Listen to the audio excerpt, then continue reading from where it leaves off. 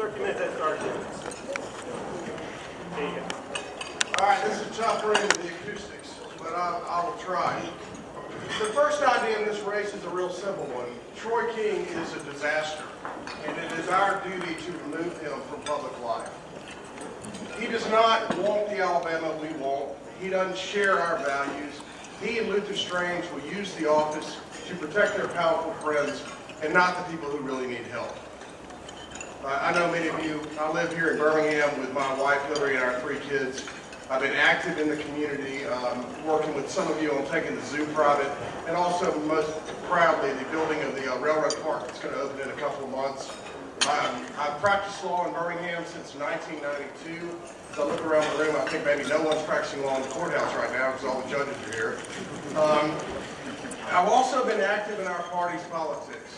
Now, I've done this because my mother taught me that public life and politics were a way to build communities and help people. And if that's somehow a liability, this involvement, if it's a liability to have been in the foxhole with all of y'all, then that's something I would gladly bear, because the only way you bring about change is to be in the game. I ran the Alabama Democratic Party in 1998, and we had the most successful year we've had since the state's been a 2-party state. We won 8 of 16 statewide elections. We picked up 2 seats in the Alabama State Senate, and we held our big majority in the House. I know how to win elections. I know how to put the resources together. I know what the messaging needs to be. I also know what I'm going to do when I become Attorney General. It's a big job. The first duty of Attorney General is to prosecute crime, to protect the citizens of Alabama. And to do that, I'm going to have something our friend Troy doesn't have, and that is a good working relationship with all of law enforcement, Democrat and Republican, across the state. It is also the job of Alabama's Attorney General to protect the people when the powerful break our laws or abuse our trust. If we don't stop public corruption, we will never realize our full potential or address our other concerns. I was taught that you don't lie, you don't cheat, you don't steal, and you don't tolerate those that do. It's time that we brought a standard like this to Alabama public life. This isn't new stuff. Our parents taught us how to behave. In Genesis, God gives us dominion over all things. And with dominion comes responsibility. We will be judged by how we treat this earth and the things that live on it. You make me Attorney General of Alabama, and I will fight to protect all that's good in our state. The lesson really that I bring to this comes from my grandfather. He gave real simple advice. He said, if you're having a real tough decision, you got a fundamental thing you've got to decide, go back to your basic core values and you'll probably do the right thing. He also said that if you're in a fight, sometimes it helps to pick up a big stick. Now the fundamental decision we have to make is what kind of Alabama we want to be. We can live in this beautiful place and ignore its problems, or we can fight for something better. I see an Alabama with safe streets, honest government, and opportunity for all. I see an Alabama where my kids and your grandchildren raise their families and thrive and prosper right here in Alabama. If you see this too, then help me win. This is my first run for public office, and I'm doing it to bring about radical, aggressive change in how we do business in Montgomery. My dad was a lawyer, and actually I'm a 4th-generation lawyer, but Dad had a habit of taking me and my siblings around to courtrooms all over the place. And when we're driving in the car or we're in the courtroom, he taught me that the law is a very powerful tool, perhaps the big stick of the civilized world. It's a tool that can help people and bring about justice.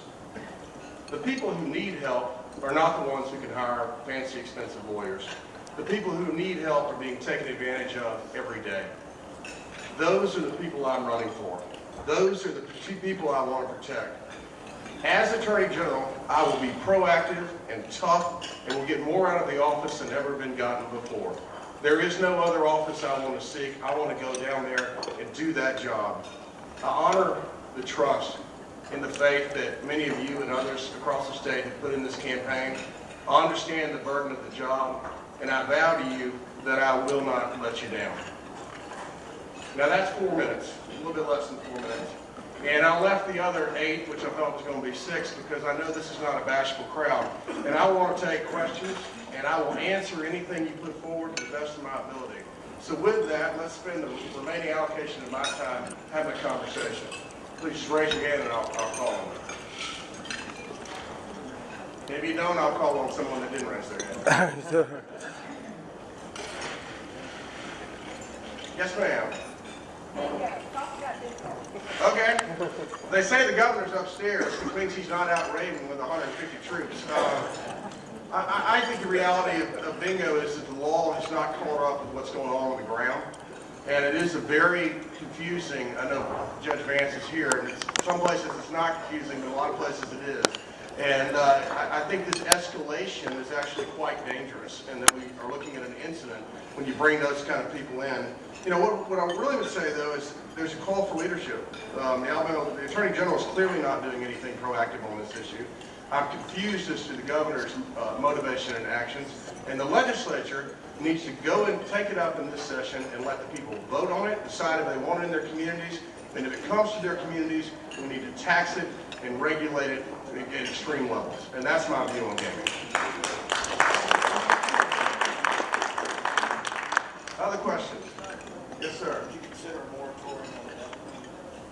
Well, I think we ought to consider anything. I mean, I'm for the death penalty fairly applied, and I think there are some real questions about how we're doing that in terms of access to counsel, use of DNA evidence that the legislature needs to take a hard look at. This side of the room. Anybody?